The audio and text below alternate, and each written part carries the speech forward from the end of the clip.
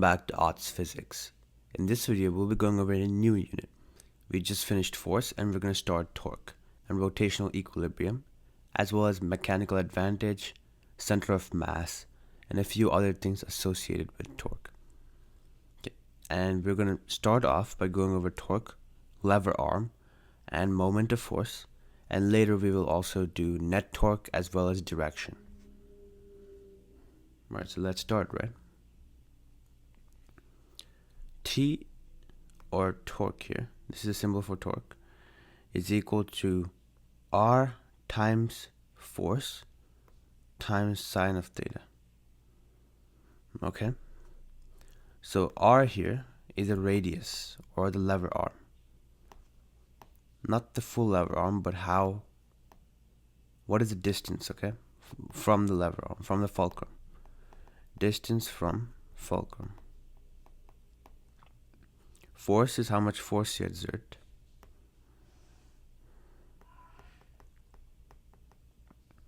And sine theta, I'll show you what that does in a second.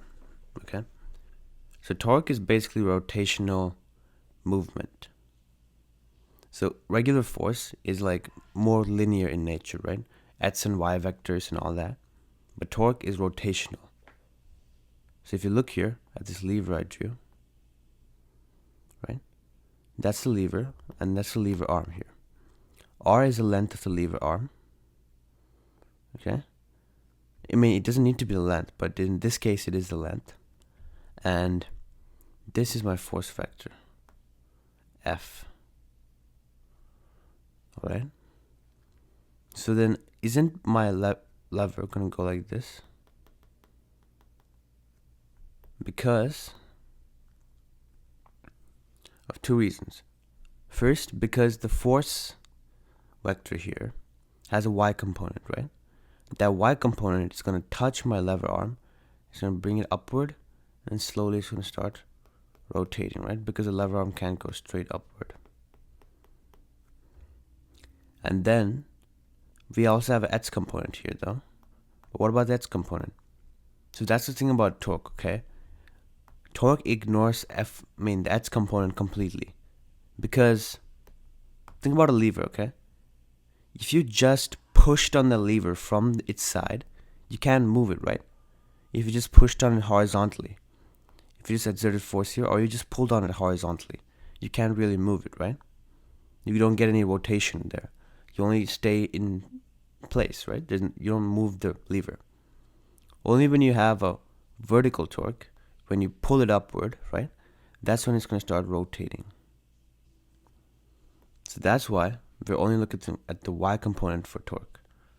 Okay, so force y, in other words, force times sine theta. Okay, and then times r. So sine theta is just a number, force is in newtons, and r is in meters. So a newton times a meter is a joule. Sometimes textbooks tell you not to use joules and to use newton meters, but I think either one is fine. I was taught with both, so that's fine. Okay? Only the perpendicular component turns the lever. That's why it's R times F times sine theta. Okay? And that means the more force you have, the higher torque you'll have, the higher rotation you'll have. Or the more radius you have, the more length you have, the higher torque you have. Okay? So you can increase either of those and get a decent increase on torque as well. So let's try a wrench torque, okay? A 50 newton force is applied 0.2 meters from a bolt. So this is a bolt here. So 50 newton force applied, this is 0.2 meters here. This is the distance here. This is 50 newtons. At 60 degrees to the wrench handle. Okay, so this angle here is 60 degrees. Find the torque and the lever arm. Alright, so what you can do here is you can just do r sine theta. So the lever arm they gave you is r sine theta. Okay, but that you don't need to worry about right now. Let's just worry about finding the torque. So the torque in this case would be what? It would be 0.2, which is the distance, right? How far is where you're applying the force? I'm applying it 0.2 meters from the fulcrum, times 50 newtons, times sine of 60, right? Only the vertical component of that 50 newtons. So this should give me about, this is 10 newtons, times root 3 over 2. So 5 root 3 newtons. Okay, that's my torque here. That's my T.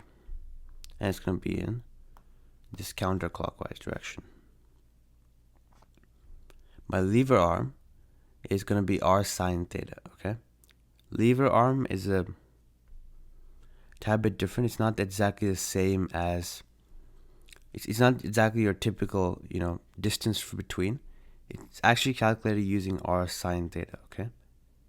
So you would just use r, which is 0.2, times sine of 60 degrees. Okay?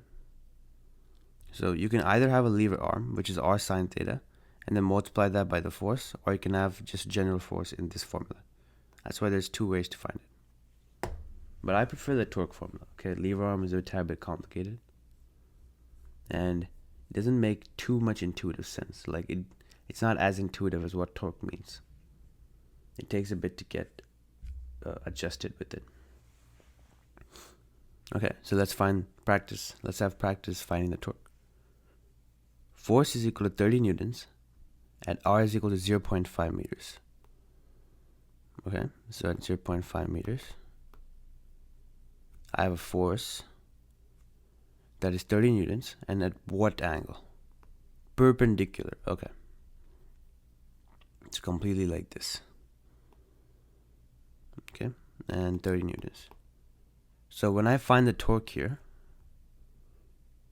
torque is equal to lever arm, which is 0.5, right? So the length of this distance here, which is 0.5 meters, times 30 newtons, times sine of the angle between them. Since they're perpendicular, this is 90 degrees. And we know sine of 90 is just 1, right? So this is just going to be 15 Newton meter, or 15 joules. Pretty straightforward. Now let's try one with an angle. Okay. So 0.25 meters is our radius now.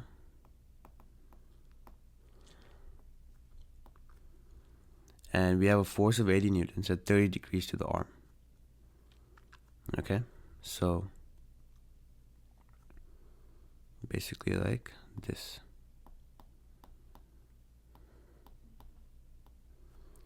Now what's the torque going to be? The torque is going to be radius, which is 0.25 meters, times, not just radius, I mean radial distance, right? How far is your distance here? Not just the radius of a circle itself, times 80 newtons, times sine of 30 degrees, which should be around, so 0.25 times 80 times sine of 30, just 10. Okay, 10 Newton meter. And now let's go over a conceptual question. We have two forces, the same magnitude and the same r. Okay, so F is same and R is same, but one is at 90 degrees and one is at 20 degrees. Which produces more torque and why? Well, when you do R times F times sine theta, you have either sine 20, and then the other one you also have the same thing, right? R times F, but the angle is sine 90. We know sine 90 is 1, right, on the unit circle. But sine 20 is over here at the 0 point something something something.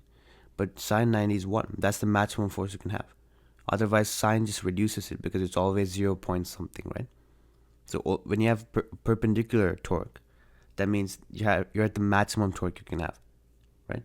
You're at the most optimal angle for torque. So sine of 90 would be greater than the sine of 20. Okay, so 90-degree angle it has a greater torque than a 20-degree angle. Greater torque. Okay, that's it. So it's pretty straightforward for now, but let's now look at directions and net torque. All right. So the thing is, there's two ways a thing can rotate, right? If you think about your clock, right? Your clock rotates clockwise in this direction. And then when you think about how you draw angles, that rotates in this direction, right? Or the quadrant naming convention for the Cartesian plane. So this is counterclockwise, and this is clockwise, okay, denoted by CCW and CW.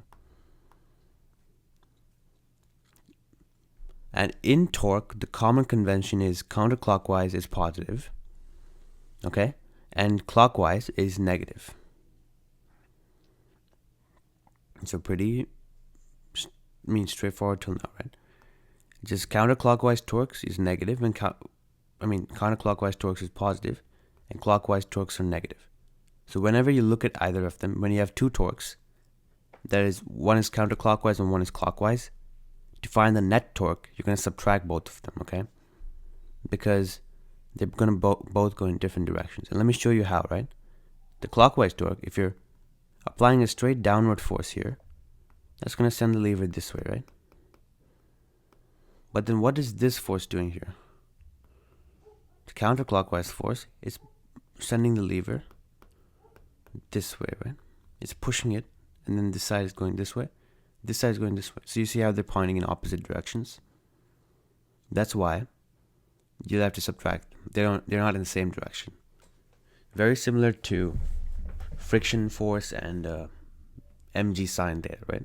In different directions, so they're opposite of each other. Okay. So let's try a few examples of torque. So meter stick is pivoted at the 50 centimeter mark. Okay. Downward forces 4 newtons at 20 centimeters. But this is in the backward direction. 2 newtons at 70 centimeters. And 6 newtons at 90 centimeters. Find the net torque and its direction. So these two here are going to push the lever this way, right? What direction is this? Clockwise, right? So they're both going to be in the same direction. They're both going to add. This one is pushing this way. It's pushing the lever this way, right?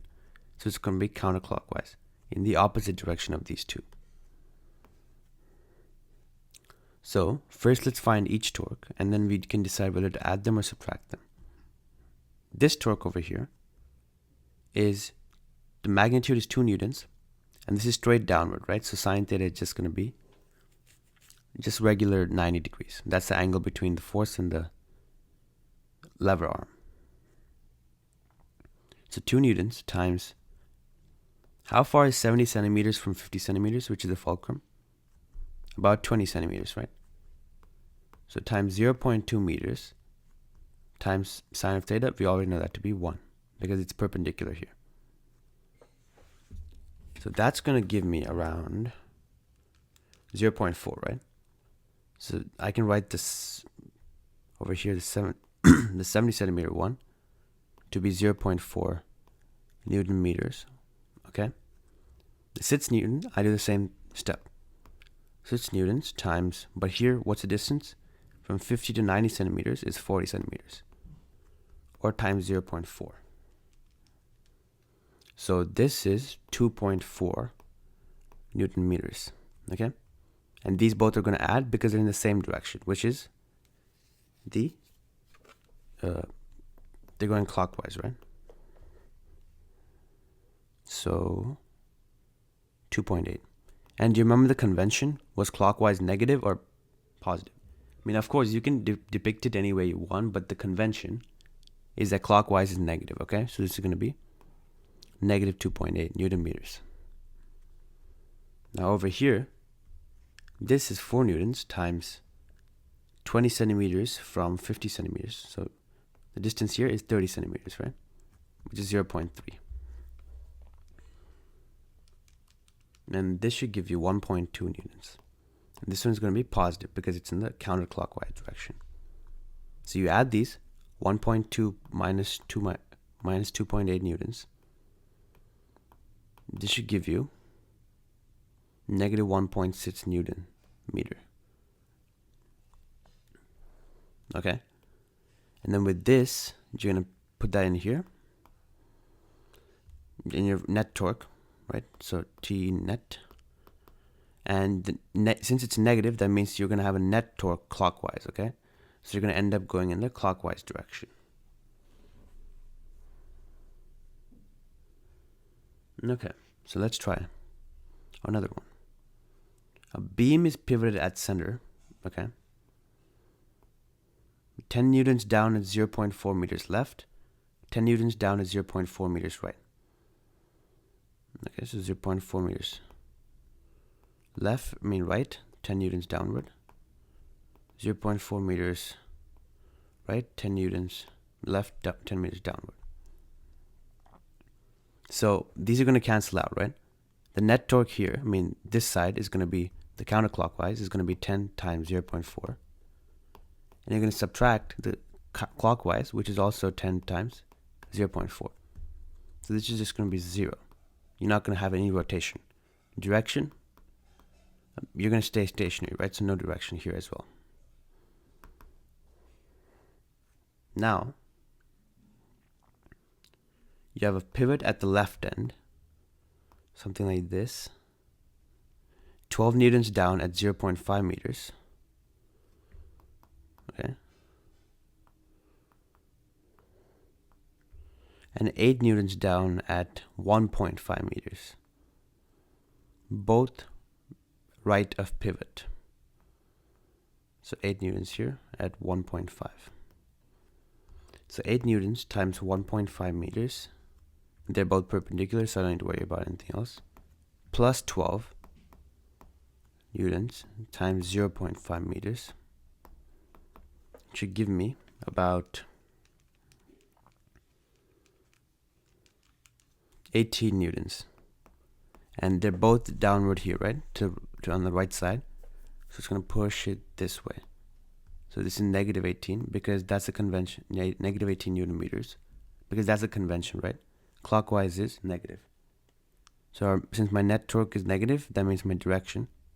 So it's just 80 Newton meters in clockwise direction. Okay? Alright. And then a 5 Newton upward force at 0.6 right at 0.6 meters right of pivot, and a 5 Newton downward force at 0.6 meters right. Okay, so you have basically the same fulcrum here, right? 0.6 meters right of pivot. You have a 5 Newton upward force. And you also have a 5 Newton downward force, right? So these are also going to cancel out. Very similar. So 5 Newton here, but 0.6, and then this would be in the clockwise direction, I mean counterclockwise direction. This would be in the other direction, the clockwise direction. So they just cancel out. Your net torque would be 0, okay? 0 Newton meters. And in direction, you won't have a direction because you're not moving.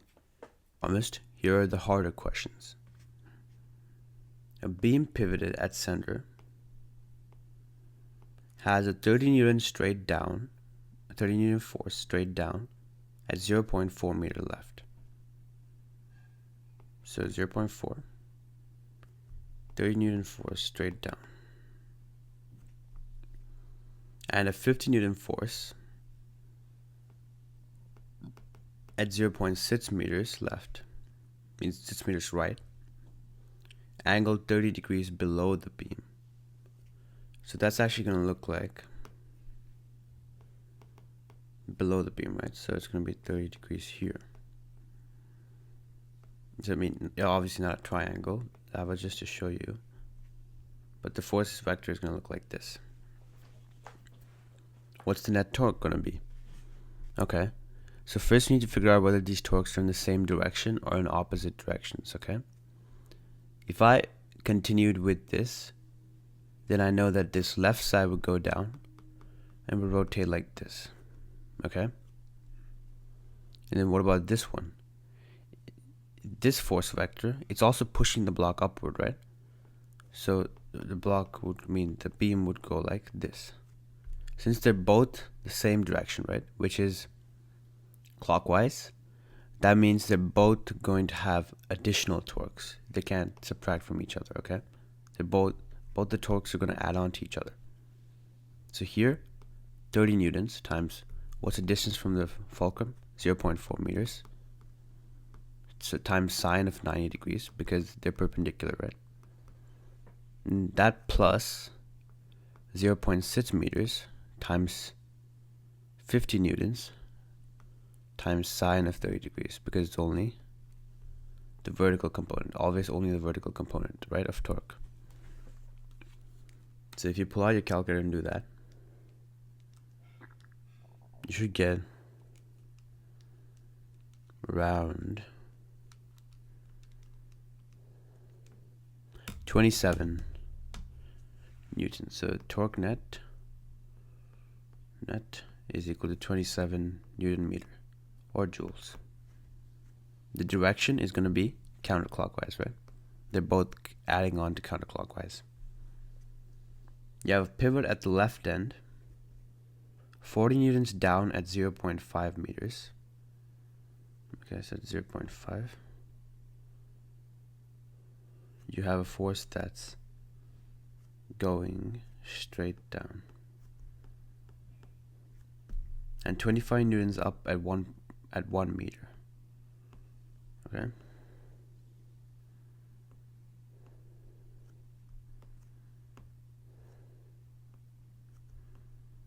.25 newtons here at 1.0 meters. And 30 newtons at 2 meters, pulling 30 degrees above the beam. So a lot of forces here. First, let's find out the directions of these, okay? This force here is going to be acting this way, right? It's pushing downward. It's going to curve that way. So this force is going to be clockwise. This one over here is pushing the other way to make it turn like this. So it's going to be counterclockwise. And this force, which is pulling, right? Same thing, it's pulling upward, so it's going to go like this, which is counterclockwise. Okay, so these two are counterclockwise and this is clockwise. So when I add, I have to keep that in mind. And do you remember what the convention was for signing? Like, is which one is negative and which one is positive? You remember, right? It was that 30 newtons times sine of 30 degrees times 2 meters, which is the distance from the fulcrum, right? And that's going to be positive because it's counterclockwise. Clockwise is negative. Okay? And this plus,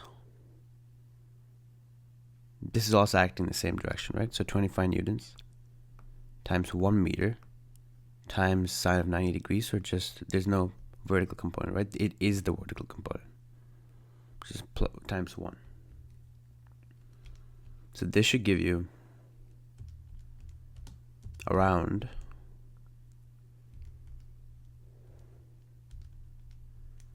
60 newtons meters. Okay, in the counterclockwise direction.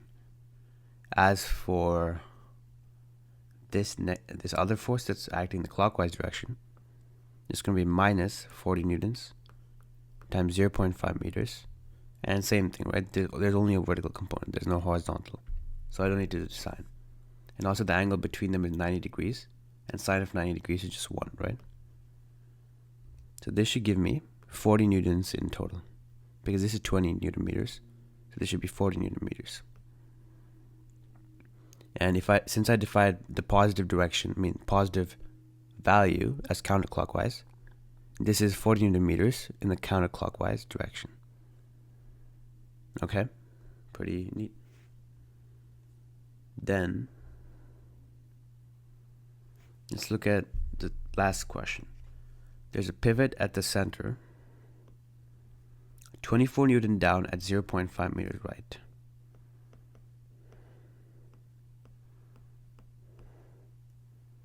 The force F acts at 0.8 meters right, 30 degrees above the beam.